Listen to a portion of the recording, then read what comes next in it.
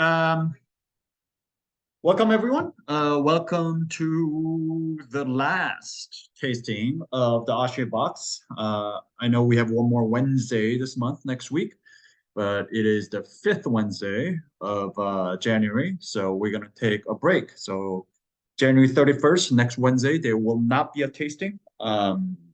Just so you know, I will be on Google Calendar. I'll cancel the calendar invite that one out so it doesn't confuse you. But just so you know that there will not be a tasting next week. We're going to take a break and then we'll come back on February 7th with the new February box, which is going to be the Bordeaux box. Finally, we're putting together a Bordeaux box. I am legit scared. I have been scared. But you know, we'll see.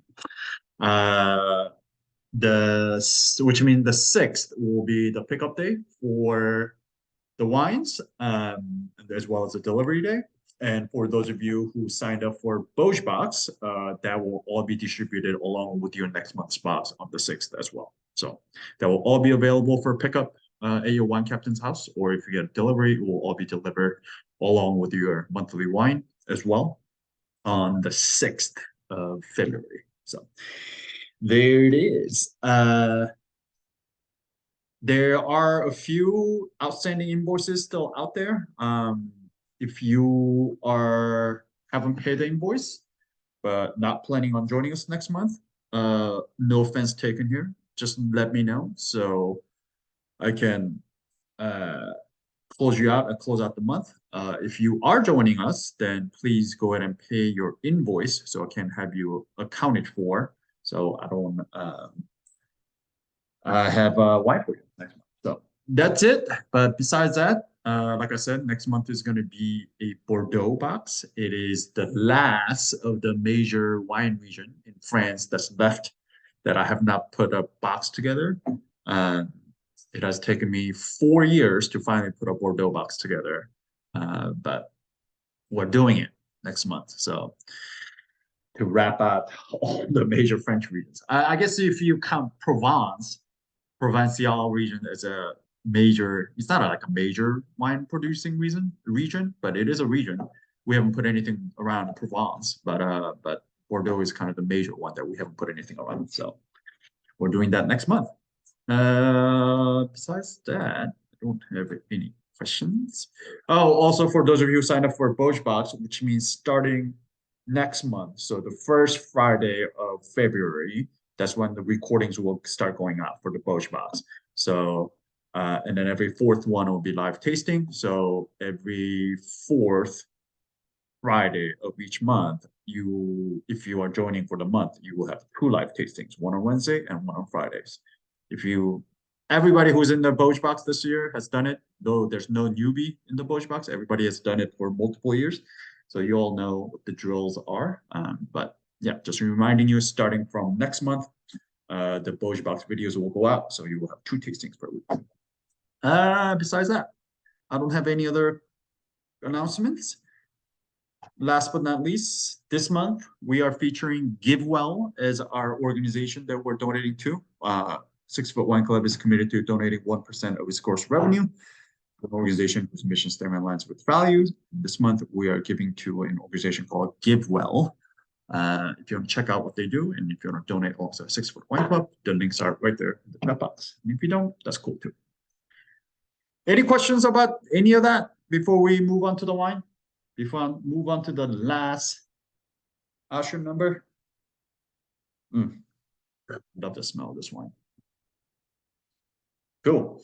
Well, hearing none, let's move on to the wine. This is what we're tasting. This white label with 8 dots on there. We're tasting 2021 Weingut Weininger.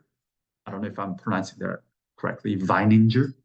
Hochacker. Mittelburgenland. Blaufrankisch. I know it's a mouthful, so a lot of German sounding words in there. But this is what we're tasting. This should be the last bottle left in your box. So if you're drinking something else, you got the wrong bottle today. I believe it's Weininger. The what? It's Weininger. Weininger. Okay. Weingut Weininger. Hochacker, Mittleburgenland, Blaufrankisch. It's a lot. It's a lot. All right. So let's start with the map. Also, you doing okay there, Mr. Talbot? Your audio not connecting? All right. Well, where are we? There you go. This should look pretty familiar. We've been here all month.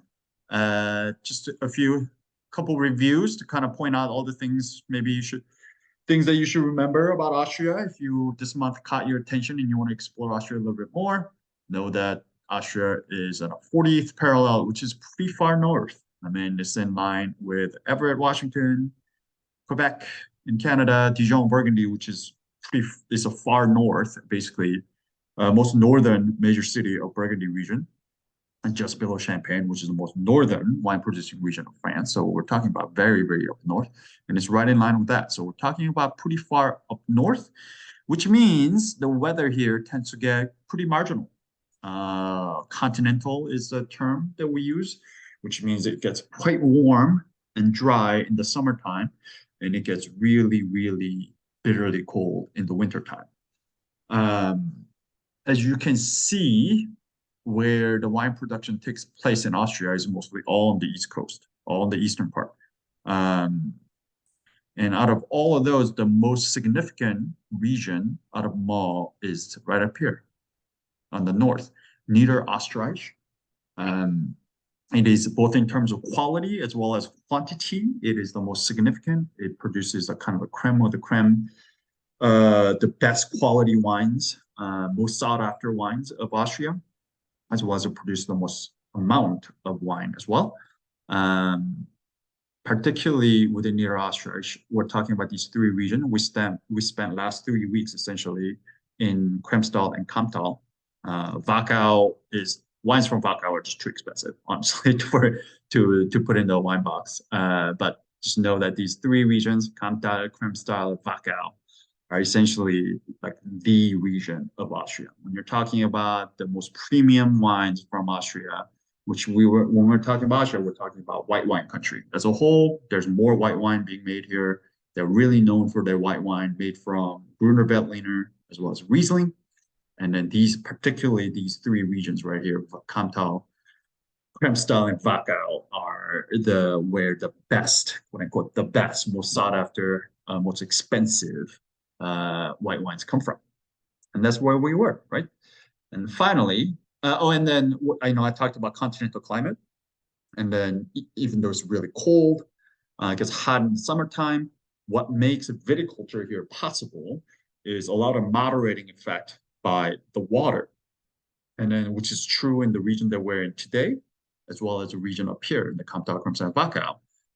So this is a Danube River, very historic river that basically connected Eastern Europe to Central Europe to going on to the Western Europe. This big river and the moderating influence from that makes the winter not as cold, makes summer not as hot. So it makes it possible to grow these grapes there, and also these gorgeous, really steep slopes that are cut on the banks of this river gives it really ideal exposition and exposure to sunlight for the grapes to ripen. So all those things combined with also just the skills and the effort that the Austrian government wine authorities have made to improve their quality since their antifreeze scandal in the 80s, where they were caught putting glycol in the wine. That all that together is what has made this area bloom with the quality wines, that world-class quality wines that we see today. To wrap up the month, we're moving away from NiederÖsterreich, and then we're going to go down south, right here to Mittleburgenland. This whole purple area right here is called Burgenland. And kind of like this moderating effect from the Danube River up here, you see this lake, this big lake that's here, that is News Liedersee. that is spelled this way. I'm pretty sure I'm fucking up that name, but or pronunciation, but that's how it's spelled. But that's the name of this lake. And this gigantic lake here is what gives that kind of moderating influence to this particular region as well, because it still gets very cold. It's not as cold as up there, but it still gets pretty cold as a whole, and then pretty hot in the summertime. But having this lake close by allows this viticulture to thrive here. The history of this place is quite interesting because now also, like I mentioned, Austria is a white wine country, but we're going to a red wine region within the white wine country. So up here, Niederۆsterreich, we're talking about Grüner Veltliner and Riesling. But as you go more south, particularly in the center here, and if you go real south here, then you start to see a lot white again. This is where a lot of kind of commercial, really cheap kind of wines come from, of Austria come from. And then you see a lot more international varieties, like you see Pinot Blanc, Sauvignon Blanc, right? Pinot Blanc as well, Chardonnay. You see seeing a lot of those. It gets a lot more clay influence, much flatter as you go down. As a whole, this area is still quite flat, but still some slopes depending on where in Burgenland you are, particularly Mittleburgenland. There you start to see some slopes still left here, but as you go more south, it just gets flatter and flatter. But here, because of the flatter and a little bit warmer, the red wine is what they're known for in this region in the center. For the longest time, also, this whole area, the Burgenland, as well as the Niedersee and Carnuntum, they were all kind of a swath of land that was a German-speaking part of a kingdom of Hungary, which later became part of the Austria-Hungarian Empire in 1500s. And then following World War I, the empire was divided and it officially became part of Austria. So there's a lot of overlap between Hungary, which is right, sorry. Hungary, which is this country right here. So right here, this is all the border, straight up borders right into Hungary. There's a lot of similarities there, and culturally, historically, even to a sense, geologically, it is pretty much the same area. It's just that, the war and the politics have kind of divided this area. And like the region in Friuli in Italy that we visited, that we featured last year, this border, national border, while it's technical national border, in reality is quite arbitrary. And there's really, people just cross this border pretty freely. In fact, a lot of Austrian producers in this region, particularly in Burgenland and Niedersee, they actually they also simultaneously own vineyards in Hungary. So they will source their grapes from Hungary and bring it back into Austria to ferment them in their cellars in Austria. So we're looking at kind of a international blend of grapes that are happening in this region. And because this kind of politics of wine and the legality behind it, if you actually blend the grapes, even though, again, this is just a line in the sand on paper, essentially. Like, again, geologically, culturally, historically, they're pretty much the same region. But because of this Austria versus Hungary, this border exists, if you were to blend the grapes that are a few kilometers away, and then make it into one wine, legally, you cannot call it Austrian or Hungarian wine. It has to be called European wine, and you cannot even put the name of the country where the grapes come from for that reason. So talk about politics of wine, but this is that kind of area where there's a lot of that kind of blurring of the national border between Hungary and Austria. Also, what's interesting about this region, and the last time we put together Austria Box, which was back in 2020, the first year of our wine club, we feature a lot of wines that from here, in Burgenland and Niedersee and Carnuntum. It's all the central area. So a lot of it because this is where, as I talked about this month, my goal, my aim this month was not necessarily to give you kind of a classic, conventional, or a classic examples or stylistic example of Austrian wines. I want to give you more of this kind of new guard people, young generations who are doing something a little bit outside the box, a little bit different, or still while respecting the tradition, just tweaking it in their own way, just to kind of make it their own. And this area, Burgenland, particularly, but usually there's Incarnatum as well. This is kind of a hotbed of all that kind of activity that's happening in Austria. This is where all the cool kids, all the natty heads, all the new cool, hip, natural winemakers are coming here to really kind of produce this countercultural, experimental, outside the box, paint outside the lines kind of wines. And it's really exciting. And one of our all-time favorite producer, Weininger, we've consumed, we've drank a lot of Weininger over the years. This wine club is one such producer from Burgenland, and they've been doing it for years. But even now, there's just a small scale natural wine producers that are just landing up here, either buying land or purchasing grapes and making wines on their own terms, as opposed to playing by very rigid, very restrictive Austrian wine laws. And I mentioned that at the beginning of this month. Austria, how it became one of the most premium, got to get to be known as one of the most premium wine country, is because after following that glycol, antifreeze scandal of the 1980s, they came up with some of the most strict wine regulations in all of Europe to make sure that they could compete, and then they could regain their reputation as a premium wine country, not just people who are committing wine fraud, essentially. But yeah, so that's kind of what we're talking about here. Let's talk about who makes this wine. Sorry, I kept going back to this one, but yeah, this is it. So this is Franz Weininger, and then this is Petra Weininger, husband and wife team.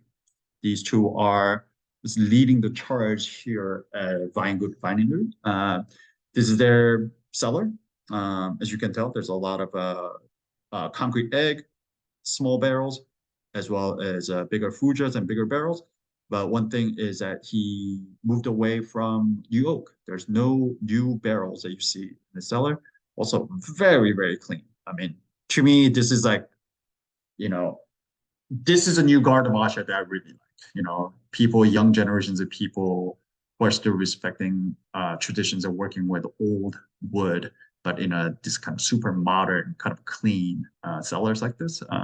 To me, this is what Austrian New Guard is all about. Here's another picture of them. This is the vineyard where it comes from. As you can see, quite flat. It's not super hilly or anything like that. One thing I did notice about this is that you see some of these fruit trees that are planted along between the vines inland here. It is a polycultural farm. They started as a farmers first and foremost, and then they moved into winemaking later on in their life. But yeah, and I say this all the time. If you ever go to a winery, if you ever go to vineyards, and the one way you can tell if they're spraying their fields with the chemicals or whatnot is always look between the rows. If this land has grass and mustard seeds and wildflowers and different shit growing in it, green like this, then it is most likely an organic field, and that's not spraying chemicals. If this was a conventional vineyard, this will be completely barren. So yeah. Here's a family. Here's a dad, also named Franz. So Franz Senior, Franz Junior. I could not find the mother's name to save my life, but yeah, this is a family. So these are the people who made the wine that you're drinking today. But Weininger family has been farming in this area since 1828, so long time. And then turned full-time winemaker since 1982, but they were always growing grapes as part of their crops that they were growing. And then upon the fall of the Iron Curtain, after the Soviet Union fell and the Hungary's communism fell, Franz's father purchased the Hungarian vineyards in the 1990s. So they actually own, this is such producer that I was talking about. They are in Austria. They're Austrian by birth and by nationality. And then the winery itself is in Austria. However, they own vineyards both in Hungary as well as in Austria. Very close to each other, just a few kilometers away, but because of that border, one's in Hungary, one's in Austria. So so Franz grew up in this family, working by the side of his dad all his young life. And when he turned old enough to go to college, he decided to go to a knowledge school. Upon a knowledge school, he actually took some international harvest gigs. So he went around Europe working for other people. He went to France, spent a lot of time in France, and then just kind of noticed this trend. And it's not just Austria, and it's not just France, but in an attempt to kind of emulate the quote unquote great French wines, we're talking about Bordeaux wines. Speaking of Bordeaux next month, the use of new French oak barrels became super popular. In the 90s, that was all the craze, and it wasn't just in the States. French have already done it. It was moving all around the globe. But then what he realized was that there's a lot of problem, and he did not like this kind of homogenous style of wine that was becoming super popular. That was made with a lot of makeup, as we like to call it, new oak. So when he came back to his homeland to work in his family winery in 1999, he decided that he wasn't going to go against the grain. He didn't want to make the wine that rest of kind of Austria was making, which are these kind of super ripe, picked late, super extracted, so long steeping on the skins to extract all the tannins, all the color, the flavor, and then putting it in a lot of new oak on it. And he didn't want that. He wanted to make wines that kind of wanted to go against the rage against the machine and go against the convention, and wanted to make the style of wine that his grandfather and great-grandfather maybe might have drunk or might have made in the past. And this led to him discovering low intervention winemaking, all the natural winemaking tenets that we talk about. So with this kind of less is quote unquote less is more ethos, his winemaking is very traditional and minimalist. So all the tenets that we talk about, the spontaneous fermentation, large old barrels, so no new wood, no new oak in anywhere in the cellar, all gravity flow, no pump action, no sulfur added before bottling. So during fermentation, no sulfur added. And then the biggest emphasis and then the work is all done in the vineyards rather than in the cellar. So his whole thinking is that do as little as possible, grow as healthy of a grapes that you possibly can in the vineyard, and then do as little as possible in the cellar. He's been farming organically. His dad's already started farming organically. So the farm's always been farmed organically since his dad, but then he started fermenting additive-free so he went natural in 2000. And then converted all of his vineyards to biodynamic farming in 2006. And then now the entirety of their vineyards are farmed biodynamically. It is also Demeter certified. So we're talking about certified biodynamic wine here. But that's what we have here. This is 100% Blaufrankisch from single vineyard, the Hochacker, the name on the front of the bottle. That's the name of the vineyard it comes from. So we're talking about single vineyard varietal wine, single vineyard, single varietal wine on the Austrian side. So this is 100% Austrian. There's no Hungarian grapes in this wine. That really matters, but yeah. They do also make wines that are blended between Hungary and Austria as well. But this one is 100% Austrian, single varietal, single vineyard wine. Hochacker is their oldest vineyards as well. So we're talking about their grapes from their oldest vineyard holding. Blaufrankisch. Let's talk about Blaufrankisch for a second. It is a second most planted grape variety, red grape variety in Austria after Zweigelt. We talked about Zweigelt for a second last week. That's a cross between Blaufrankisch and a Saint Laurent.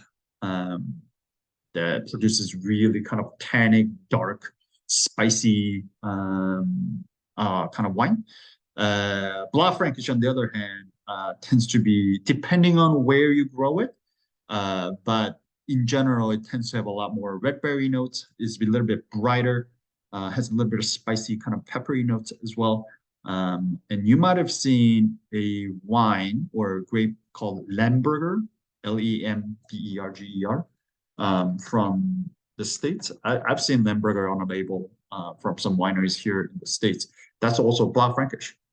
So here in the States, it's kind of grown all along the East Coast, actually, from Virginia, Pennsylvania to New York, all the way up to the Canadian border. And then Southern California as well. It's called Lemberger. It's the same thing. It's a Blaufrankisch.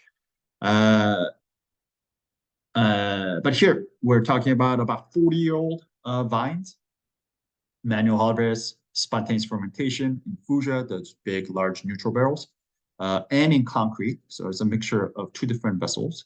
Only about 10 days of maceration. And then that's kind of what I appreciate about this wine. When we get to tasting it, I'll probably talk about it a lot more. But Blaufrankisch and Zweigelt as well, stylistically, the preference for the style choices for these two varieties have become really big, dark, extractive with ton of oak. And it's kind of if you are Napa Valley Cab person, if you would like California Zinfandel, if like that's your kind of cup of tea, you probably would like that style. A lot of Austrian wines kind of tick similar boxes as that. Like there's, at least in the modern style, a lot of that kind of punchy in the face, really big and bold kind of a thing. But these kind of older style with a lot more restraint left on it. So there's no new oak on it whatsoever on this thing. There's only 10 days of maceration. Usually the modern style will go up to 21, 24 days of maceration. So we're only about half the time that it was spent on the skins. So this is a lot more elegant, a lot lighter, brighter kind of a expression. And to me, I tend to not like Austrian red wine in general, unless I come across kind of older school style of wines like this, which is harder, is becoming harder and harder to find. And then the fact that there's a new young generation that's taking it back to that style, the old school style, the grandfather's, great grandfather's style of winemaking and doing it in this way is what made me choose this wine. Because I want to show you that there was even in this hotbed of natural wine, let's do some crazy experimental different shit. There are people who are really respecting the old tradition and wanting to do it the right way and then just make the wine like it used to be made. And I think that's kind of cool. So that's what this is. Spontaneous fermentation infusia, 10 days, aged 14 months in smaller neutral barrels. Again, neutral barrels. That's just to give a little more oxidative edge, so just to kind of round the wine out. And then unfiltered, unfined with about 10 milligrams per liter of sulfur added just at bottling, just before bottling. And that's what this wine is. Any questions about anything I just went over before we get to tasting?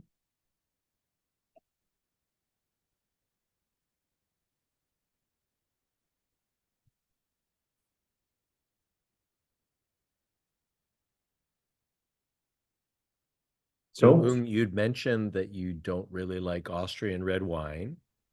What is it that you don't like? Because, I mean, to me, I've had a lot of Austrians that taste, I mean, this is excellent, but in this similar way. And so I was surprised to hear you say that. Yeah, so it's like this, but imagine riper, higher alcohol, bigger, and more overt new oak on it. That has kind of become the new style of Austrian red wine, and I do not like it. It's kind of the same reason why I don't like Napa Valley Cab. Like Napa Valley Cab from the 80s, 70s, great. I like that. But Napa Valley Cab post like 1992 is a different story. And it's kind of similar thing is what happened here. It used to be made this way. A lot more pure, a lot more restraint, less makeup. But then along with the rest of the world, it just became this, let's make a power bomb. Like, let's make it as big as possible. Let's make it as a as oak as possible. That's what I do. So the grapes themselves, the Zweigelt and Blaufrankisch, particularly Blaufrankisch, I think it has very underappreciated. Its full potential really hasn't been shown yet. Particularly Blaufrankisch, I think has a really good potential to show the terroir, so to speak. So depending on the soil type and where it's planted, the variety expresses completely differently. So it's a good grape to use, good variety to use to kind of pour or express the land, because it expresses itself much more differently depending on which soil it goes. Zweikel, on the other hand, is less so. I mean, depending on who you ask, they have a different opinion. But I found a lot more subtlety, differences, unique characters coming out of Blaufränkisch than I do with this Weininger, personally, for me.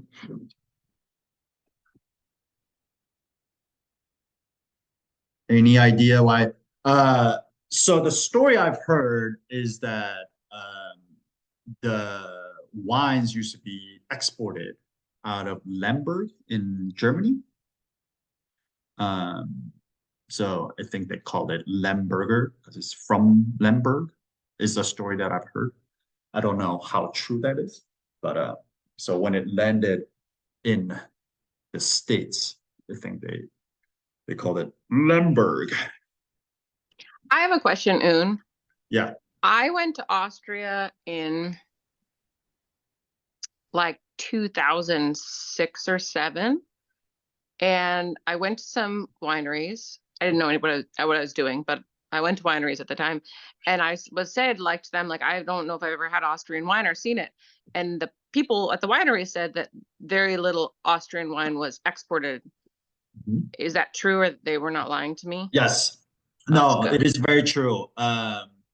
There's a huge demand. There's a huge consumption level of wine in Austria. They drink a lot of wine. Austrians drink a lot of wine. That's what they said, that they drank most of it there, and so it never crossed the border because there wasn't enough. Yeah. So, I mean, also, they don't make shit ton of wine. I mean, also, when you're talking about entire wine world, when you look at the behemoths like France, Spain, US, like Austria is nothing. It's a drop in the bucket.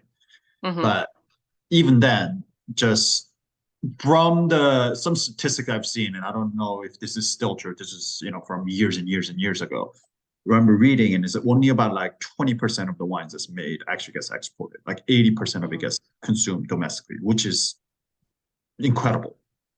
Yeah, that's nice. Like the Austrians drink that much wine. So, I mean, did you notice that when you were there? Like, did you see a lot of people drinking wine? Like, I was mostly in one very small town, and I think I mostly saw people drinking beer. And at that time, at least, there were like basically 2 kinds of beer. And in this town, at least, you chose your bar based on which beer you wanted, because none of them served both. One of them was Stiegel, and the other one is, I can't remember the other one. Not Stiegel Radler, but like just Stiegel Lager or whatever. And I can't remember the other one because I was a Stiegel girl.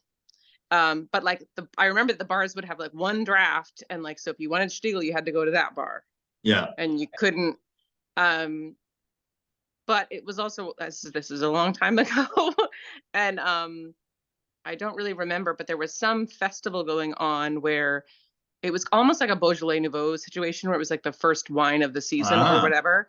And you could drive around, and they would put like the wineries or the farms would put flags out if they were participating, and you could just drive up, and they would have some kind of a simple, not even like a meal, but like bread and meat and cheese. And then they would like serve you little tastes of all the wines that they had. And then you would like pile back in the party bus and like go to the next one. And it was really fun. And all the wine was like really like young and fresh. Yeah. And I didn't know anything about wine at that point, but that's what I remember. But I feel like when I was just like in the town, people were more drinking the beer.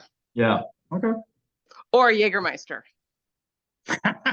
Nice. Of course. Same. Me too. Yeah. I also drink the Jägermeister. Yeah.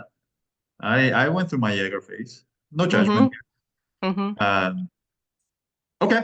Any other questions? The cultural phenomenon that you experienced, Allison, is called a Heuringer. That's like the wine house, right? Yeah, it's an annual like wine festival, kind of very much like Beaujolais Nouveau time frame. And it's based on medieval legislation. That's right. Yeah, sorry for yes, the self-care is definitely happening over here, guys. Love But it. yes, it's really fun. And people book out like reservations for like months in advance. And it's really, really wonderful if you ever get a chance to do it. Yeah, That I is so hear You got to do fun. it. I hear Vienna is incredible. It's an incredible city to visit.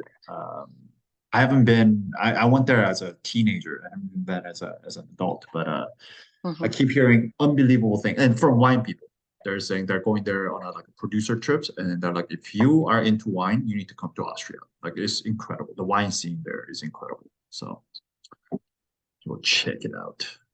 All right, let's taste the wine. Who wants to take the appearance?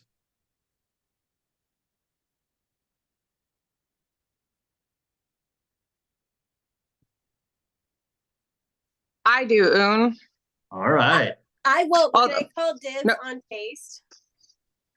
Yeah, although I just realized I need to get more wine because I don't actually have any more in my glass. Bummer. I don't want nose, but I want to call dibs on taste. All Appearance right. is Well, All does right, someone want Tara. to do appearance because I'm being easy. slow? It's too easy. Someone else. All right. I need Somebody to want to take the challenge appearance? myself. Sorry, if someone else wants to go, I realize this is annoying. I just realized I didn't have any wine left. All right. So, You don't have to somebody wait for take me. appearance so we can make Allison do the nose. Ooh.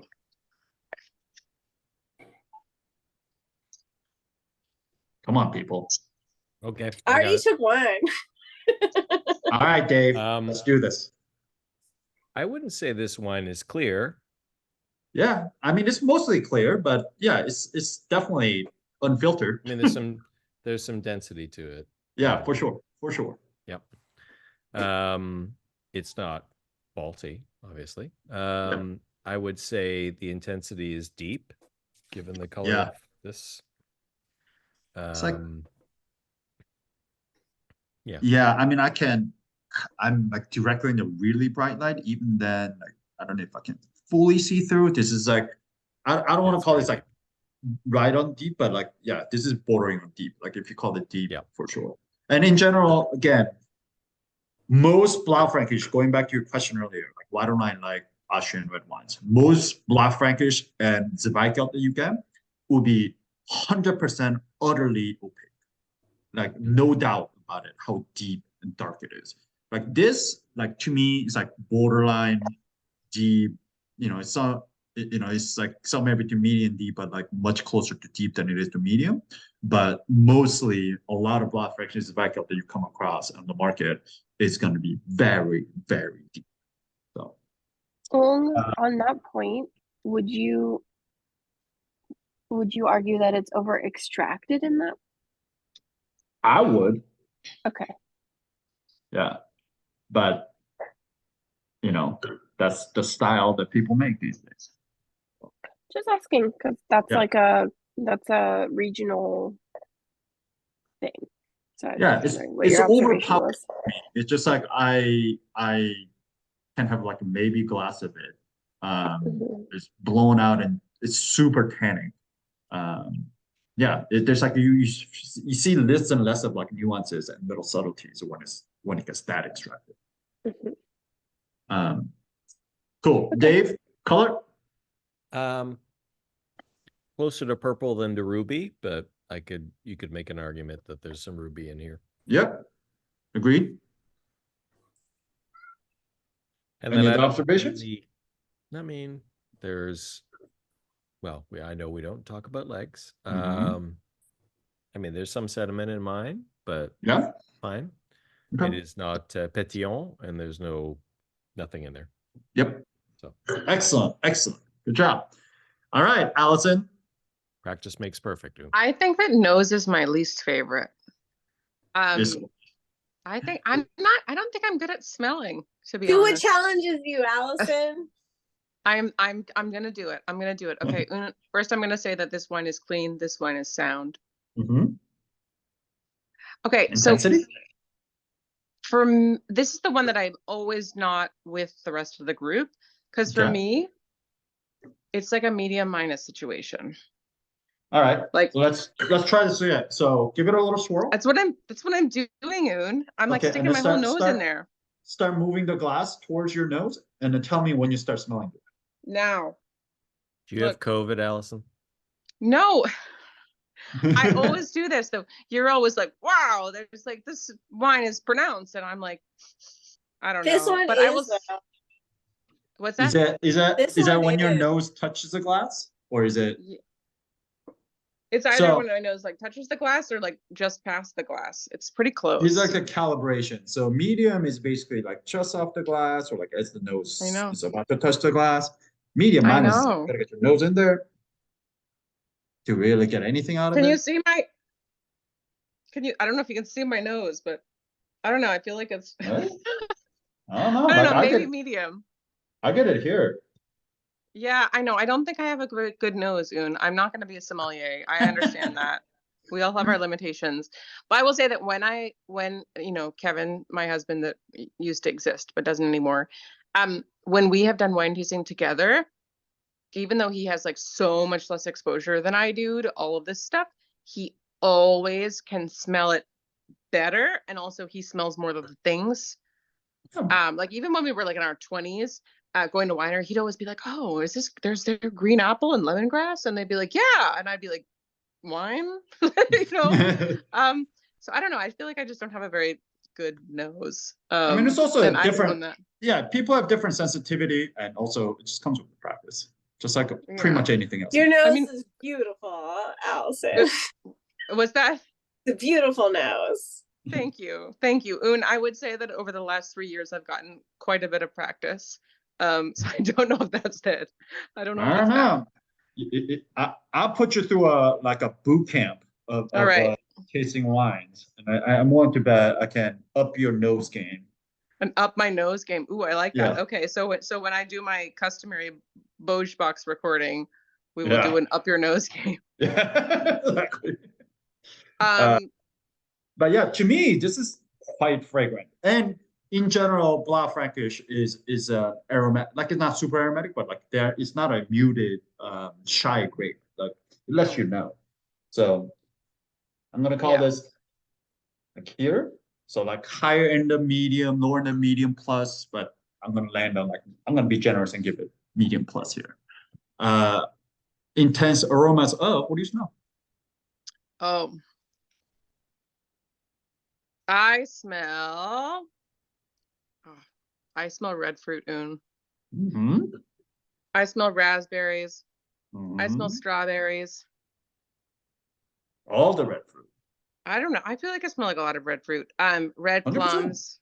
Yeah, plum. I think red plum is like a good one here. Like, I got a ton of that red plum. I feel like I just get a lot of berry. Like, I feel like there's a little bit of blueberry also. Yeah, I agree. I think there's a little bit of like a blue, and the Blau in German means blue. So it's a Blaufrankisch is literally what it means. And I 100% agree. There's something like, and Dave said this in the color, more so on the nose, but like there's something blue about this wine. And again, maybe a power of suggestion, but like there's something exactly blueberry, but like bluish, brambly kind of a thing going on here. I was gonna say bramble also, although I'm never really sure what it means. I definitely smell it and feel bramble. Yeah, just comes to mind. I don't know. I feel like this wine it smells very fresh to me, and it smells very fruity. I also feel like there's just a touch of a dried cooked fruit situation. Yeah, I'm not sure. I guess jamminess maybe. Yeah, I think it's quite ripe. It's both like fresh, both ripe. It's got both kind of like a little bit of a jam stew, but mostly fresh, ripe. But yeah, I 100% agree with you. I think that's what I'm getting from it. I feel like that's where I land. What did I miss? I think you're perfect with all the fruit characters you just gave. Wow. See, you're no straight. Wait, no flowers? some flowers. Yeah. I mean, Oh, me, yeah, I that- guess you're right. Yeah. that blue thing could be like violet, like that kind of like a blue flower Yeah. kind of a thing as well. Like there's something, again, I know blue is not a scent. I know blue is not a smell, but like I smell blue. It's a flavor. Yeah. But that's the thing, is like blue is not a flavor, but we all know what blue tastes like. Exactly. We just do. We all know what blue smells like. We all know what blue tastes like, you know? So We were alive in the 80s. We know. yeah. So but I agree. I think there's some sort of like a violet kind of blue thing again going on there. How about any of these like non-fruit things? Do you get any like herbaceous, herbal, savory, rocks, peppery? I don't, but I would believe anyone who said they did. Anyone else? Yes, I get like eucalyptus maybe. Okay, like a little like a mentholy kind of a thing. I can go with that. To me, there's also like a turn or two of like this kind of a black pepper on here. Something more like peppery and spicy, maybe licoricey kind of a thing. Yeah, mostly up here. This lives here. The blue flower, all the berries that Allison mentioned, but there's a little bit like maybe a turn or two of crack of black pepper and maybe some of that kind of mentally savory kind of a thing, like a herbaceous thing. I think that's totally on point. Any stones, anything? Same answer. Yeah. Yeah. To me, at least on the nose, I don't get a lot of stone. To me, this is more just really fresh, useful kind of a thing. And also where this is grown, there's a lot of clay content in the soil. So clay, because it's kind of water retention, water and heat retention property, the fruit character tends to come out much stronger in wines that are grown on clay, which kind of tracks with this. So less mineral, kind of a rocky, austere expression is more like robust, you know, fruit and jam and all that stuff. So totally tracks. Any secondary? Any tertiary? No. No, me neither. This is very much a youthful, young wine. See, good job. You're done. Thank See? you. Killing it with your nose. Your nose game is on Thank point. you. Beautiful The intensity. What's that? You're in your head, girl. So You're in your pretty. head. But my intensity is bad. I mean, I do think that this one, I don't know, this one was much easier for me than other ones. But I'll take it. I'll take the win. All right, take the W. All right. You know the answer. You know the answer to this problem, Allison. Remember the answer to this problem? You have to drink and smell more wine. You're not consuming enough. I have to say, I have 3 open bottles right now. Ooh. And not enough people drinking wine in my house for that to be a responsible situation for me. That's all I'm saying. Yeah. That's how we I've always known that you were a team player, Allison. You're taking one for the team for everyone. The sacrifice you know. make for the family. I just give. I just You give just and give and give. Yep. All right, Sarah. Okay. Also, you also look very pretty today. You look all done up, and look at you. Did you just? I had to work. We had a women in maritime axe throwing event. Oh. It was very fun, and I was like, I gotta leave to go to my wine club, and I think I might have picked us up a couple new members. Like I described the structure, and they're like, "This is great." I sent the link. I was like, "But don't forget to put my name." There you go. There you go. So no, work is back in full swing. All right. Okay. All right. I'm ready. Let's taste this. So it's obviously dry. Mm-hmm.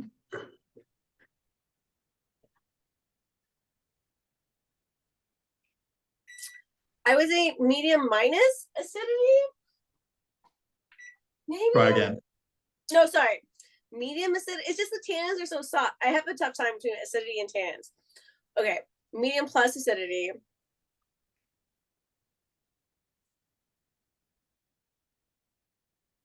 Medium acidity. I would call this about medium acid for me, but medium acid.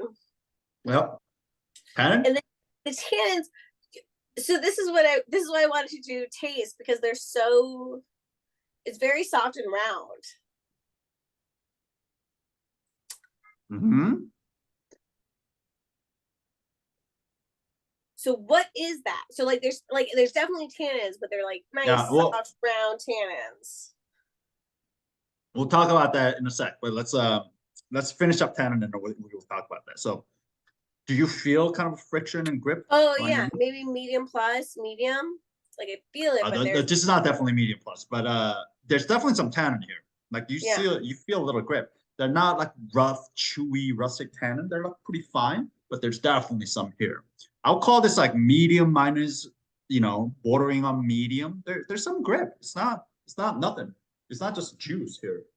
Yeah, but it does feel like this is like, when I tasted it, I was like, oh, this is a round wine. Like it's a round, soft. I agree. The texture of this wine, the mouthfeel is very velvety. That's texture. Okay. Yeah. And there are two things that are at play here. One, the wine was made in a concrete and a wooden barrel, or not gigantic foudre. It was fermented in that. So when wine is made in wooden vessel, there's usually a little bit of micro-oxygenation that happens that usually rounds out the wine. If the wine is made in stainless steel tank or completely inert vessel, meaning there's no exchange of gas between the membrane through the membrane, the wines tend to keep much sharper edges. It must be a lot more like rectangular, sharp corners, as opposed to when it's in barrels, it just rounds out. And not only was this made in fermented in foudre, there was an additional 14-month aging in smaller wooden barrel. And when you put wine in a smaller barrel, the wine to oxygen ratio to the surface area of the wine to the oxygen ratio goes down, which means there's more oxygen exposure to the wine that's there, which rounds it out even further. So that's a lot of that kind of velvety, kind of rounder kind of a thing. And that's one, just the kind of the vessel choice. Two, this has gone through full malolactic fermentation. Most red wines have gone through full mallow, but this one has gone through full mallow as well. So a lot of that kind of sharp malic acid has kind of, rounded out its edges. So those two things kind of combined gives it this kind of velvety, round, smooth kind of mouth. So what do you say, like at a bar or a restaurant where you're like, I care about the oxygen to wine ratio? No, you just say, what do you say? You can say exactly what you say. I like really velvety, smooth kind of a mouthfeel. Or you can say things like, I really like wines that are made in like neutral barrels. Neutral barrels, okay. Yeah, old barrels, neutral barrels. I don't like new wood. I don't like new I have talked a lot about like, I care about limestone. Yeah. Right. And that's another thing. Limestone, granite, these things will give also angular thing to the tautness, the tension to the wine as well. But this was grown in clay. So, which also is a lot more fruit. So there's some of that going on here as well. So it's not just one thing that's causing it, but there's different choices that the winemaker has made. Franz has made along the way to get to this kind of final thing. But you're totally right. Like it's one of the things I really like about this wine is that kind of plushness of the wine. It's not this really like a thin, sharp thing. It's just like round and voluptuous and pretty. Yeah, it's like the fur coat. Yeah. Okay. Alcohol. Ooh. It's hard because I'm already drunk. I'm gonna say medium minus. My guess is gonna be like 13%. What's the percentage you call that? 13. Yeah. Just tastes like 12.5, 13, somewhere around there. 13 on the label. Yeah, so that's right in the medium. So medium alcohol. By the way, 13.5, 14 is not uncommon for Blaufrankisch Weininger. So this is kind of, again, that restraint, that pull back approach to this variety, which I really appreciate. All right, body. It feels pretty full. Medium, maybe medium plus.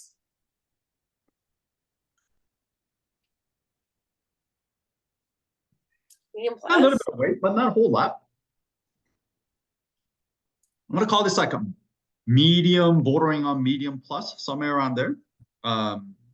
You could, I can go either way. I think it also temperature would make a big difference here. If you're drinking this a little bit I was a chilled, little late on chilling it. yeah, you'll probably go towards medium. If you're drinking this like, you know, probably at full room temperature, you probably go towards a medium plus, but it's like somewhere there is basically where this one is. Mhm. Moose, we don't have to talk about that flavor intensity. Okay, so I definitely got a lot of the floral, like the rose and violet for sure. Uh-huh.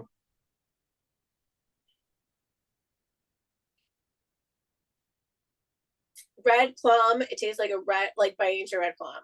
Yeah. Like a really fresh red plum. Yeah, so I get the rose and violet. I get a lot of black fruit. Yeah, like I said, like the or I guess no, sorry, chopped red fruit. I get a lot of red plum.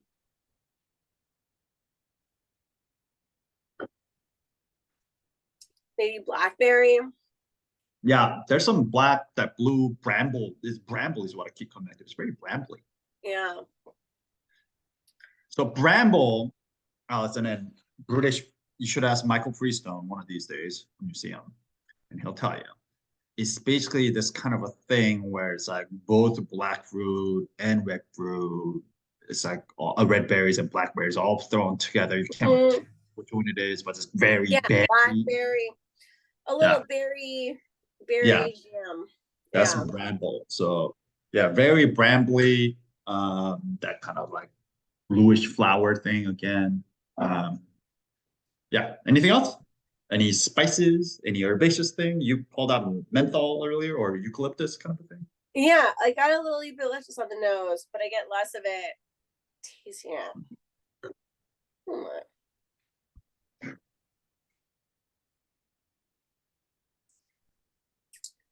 Maybe some licorice? Yeah, I get a little, even more on the palate than I did on the nose. There's some like a licorice kind of savory thing going on, which is really nice. You know, layer on top of that, all that like brambly fruit, really pure, intense fruit, having that little bit like a layer of a savory thing. And again, like this definitely has like a turn into a pepper. It's got a little peppery kind of a thing. Not a whole lot, like one or two, just a touch. White pepper. Okay, white pepper. Yeah. Anything else? I think that's it. Yeah. I don't really get any, and the fruit is also like fresh, not jammy or anything else. Yeah. So I don't think we're gonna get any secondary or tertiary. Agreed. No secondary, tertiary here. We're talking about very fresh, very youthful wine here. The fruits are just very fresh and ripe. Yeah, not a whole lot of minerality here. Again, grown on mostly clay. But yeah, a lot of kind of very, very true, pure kind of varietal character of Blaufrankisch coming through here. All those things that we mentioned is like Blaufrankisch to the T, like that kind of bluish thing, a ton of like intense berries. Is it black? Is it red? You know, depends on where it grows, depending how hot it was. Really ripe, intense, and then touch up that like kind of spicy, savory kind of a thing. Like that's Blaufrankisch, like just varietal character as a whole. So we're hitting all of that. Finish. How long do the flavors stick around? Medium plus. I say medium plus. Yeah, it's not short. The flavors definitely linger.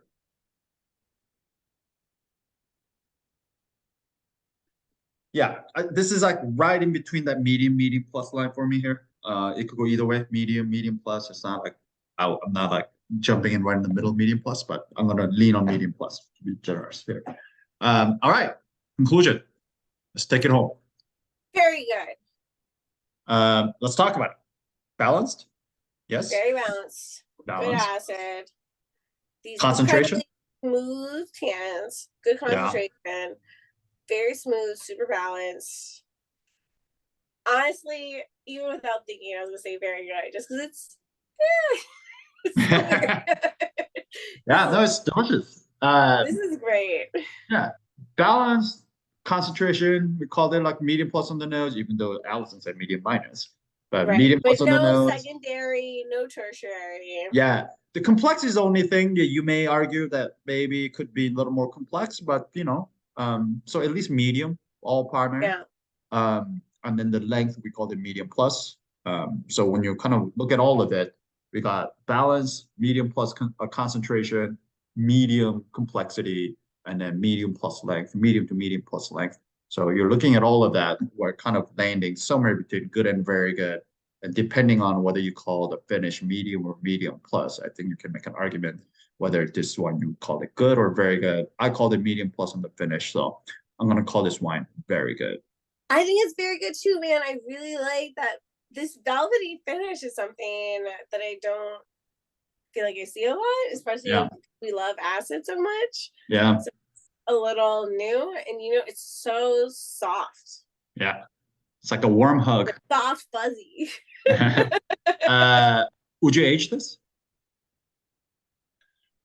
Yeah. I don't feel like the freshness is like a big part of its appeal. Like I feel like what mostly makes it good is that like velvety finish, those nice tannins. So I'd be curious about what it does. Yeah, but yes, I agree on the flavor component of this wine. It has the concentration. It has a lot of different kind of fruits, a lot of different berries and different red plums and flowers and different things going on. Sure, but I want you to think about the backbone, the structural portion of it.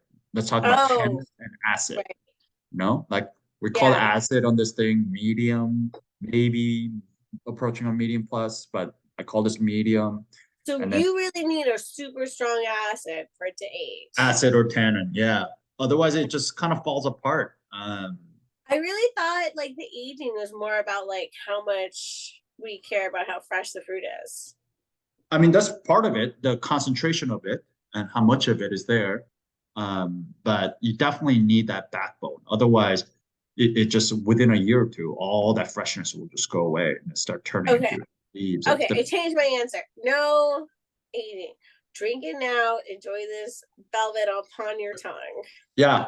So I would say this is drinking beautifully now. Enjoy it while it's fresh and young as it is. They do make other Blaufrankisch in different vineyards, and some are much more tannic. Some are much more geared towards that kind of Asian kind of thing. So for me, I say drink this now. I think this is meant for kind of youthful, joyful purity of the Blaufrankisch, and then don't age it. I wouldn't age it. I would drink it personally. This is a very much of a I want that hug now. Yeah. Good job. Any questions? I'm gonna go through the text real quick, chat. We've gotten so small. I know it's my own fault. I know I've had been busy. Wednesdays are tough. But it's so weird to see like 13 people. Yeah. I know. People are the work is either fully back in swing, you're saying? And also this month, January. And also like Wednesday is the main, like if you have to do anything on the hill, like Wednesday is a good day, right? You fly in Tuesday, you fly out Thursday. Yeah. Also January, this month it's a very, I mean, it happens every year. Did people tell you they were doing dry January? Oh, 100%. There's a lot of people doing dry January. Yeah. Here? Yeah, 100%. There's, I don't want to do it. I have no interest. I did dry wine in January, where I only drank dry wine. Nice. Yeah, those masochistic people who do that to themselves. I don't know why I do it, but what is the lesson I need to learn? I don't know.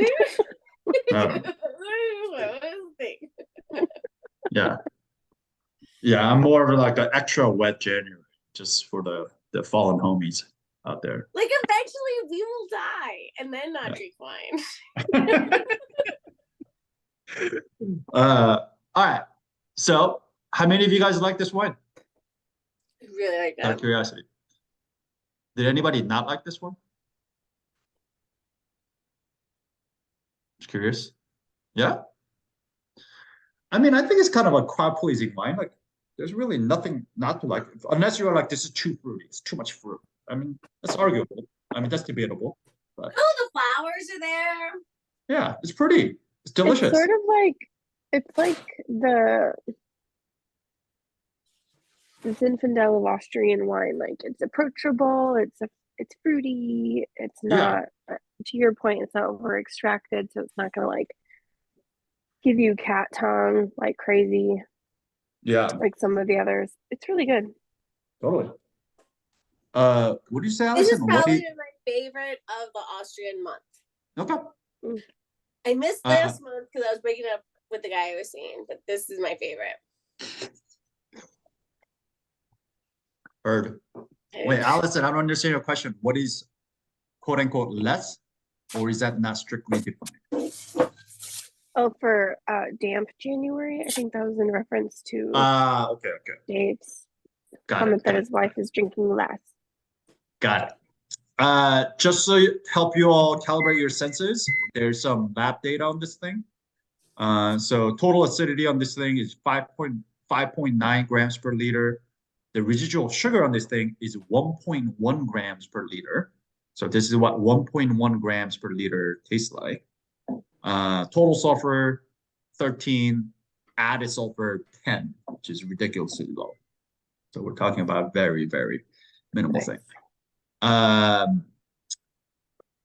right, let's play the game. How much do you think wine is on the retail shelf? How much would you be happy paying for this wine on a retail shelf?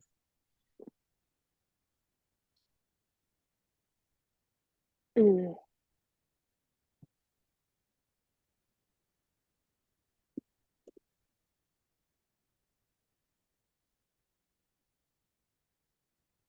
Mm-hmm.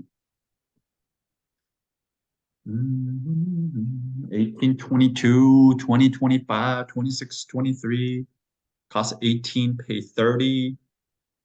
You paid 30, but you think this would be 18 on a shelf. Okay, 35, 40. I really like it, and also I'm frequently a sucker. Okay. 25, 20. Okay. Wow, you guys are a little off here today. This wine would be $28 on a retail shelf. So Great. Austria is a high income country, that's true. I just wasn't sure about the other country, but I did really like it. It was just funny because normally I like crunchy reds. It was fun. Like my buddy and I went to two Amy's recently, and like I chose the like crunchy red. She's like, I don't know. And it's like, trust me, we like crunchy. But this is so smooth and so delicious, you know? Two extremes. Very good. I mean, but it's like it's smooth and round, but it's also doesn't lose its kind of like high brightness. You know, it's still It's bright, very bright. You know, so that's what I like about it. The texturally is still velvety and smooth and round, but it's bright. It doesn't feel like heavy and just blah. You know, it doesn't feel lazy, which is so. We're in the middle of winter. Like a lot of reds make you like, okay, cuddle by the fire, read a book kind of situation. This one is like, no, this is Christmas party or New Year's party, or like exactly. we're having a party. Yeah, 100%. It's red, it's happy. It's awesome. It's built for endurance. Yes. You just keep pouring it. Yeah, exactly. You're in for the long game with this one. Any other questions? Alcohol? What was the alcohol in it? 13. Which I called exactly. Yeah, I loved your preface with I'm already drunk, but I am. We did this like ladies networking at Kraken, where you like the axe throwing place in Penn Quarter. It was very fun. It's very fun. It's pretty fun.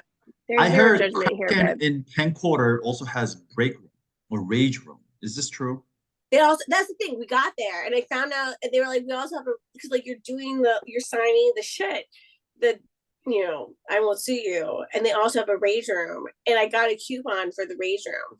So if anybody wants to go, we could do a rage room. And here's what they said: you do want to do where you go and smash also, stuff up?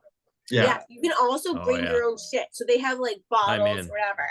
But if you want to Yeah. bring like a glass photo of whoever you hate, or like anything else, you can bring your own items as well and break them there. I have a suggestion. I think this should be our after wine prom activity. I think we should all get loaded on wine and then go break some shit. Yes, as long as we're not doing the wine part and then the axe throwing part. Okay. That was I mean- the weirdest. We had an open bar. We had a 2-hour open bar and also the axe throwing. So I was like real conscious. Yeah. I mean, Park the ambulance outside. I mean, if this was in Kentucky, this would be open bar and like a shooting range. So Yes, well, that works out well too. Yeah. Yeah. Shooting. That one's fun to So do. I'm in. I would love some smash. That would be fun. Should we They work? seem Should we be worried, Dave? No, they seem pretty happy to do groups. We No, all we need just it. have, everybody's got Yeah. rage. Everybody's that's got true. rage they need to put Hey, out. I'm in. I want to go smash some shit. Right. Seriously. I don't play hockey anymore, so I got to do these things. Yeah. These fucking Bordeaux samples that my reps left me here. I want to go smash these. The brick room. You could bring empty wine bottles that you're mad at. You might just smash. break Like into I your said, house. You can bring Yeah. your own thing. Heidi, it's been more than 15 minutes. That face mask has to come off. Mm-mm. Usually the limit is 15 to 20 minutes. Mm-mm. This one is Korean, and you wait until it's clear. It has to be translucent. Yeah, I was Okay. very confused about what you were actually putting on, Heidi. I didn't I know knew why what you it were wearing a was. mask in your But own usually home, those face but I masks didn't have a realize 20 it minute was limit. that. Okay. I was Ask confused. Woong. He knows. He knows things. My people, and their skincare. Take it seriously. Yeah, whitening. Yes. This is And no. plastic It's not surgery. bleaching. 100%. It's 100%. not bleaching. It's a biocollagen real deep mask with probiotics, low molecular hyaluronic acid. Okay, probiotics doesn't make any sense for your face, just from a chemical perspective. I'm glad Charles is not here because he would just tear that apart. But there. Well, I would just love to hear that rant. Unless Charles is you're not a eating, dermatologist. the mask, the probiotics. Charles not isn't a gonna help your face. dermatologist. Is Charles a dermatologist? But he could have been. But he's not. When have you ever heard Charles censor himself because he wasn't a particular profession? No, absolutely not. But yeah, can you imagine the bedside manner and that guy as a physician? It would be awesome.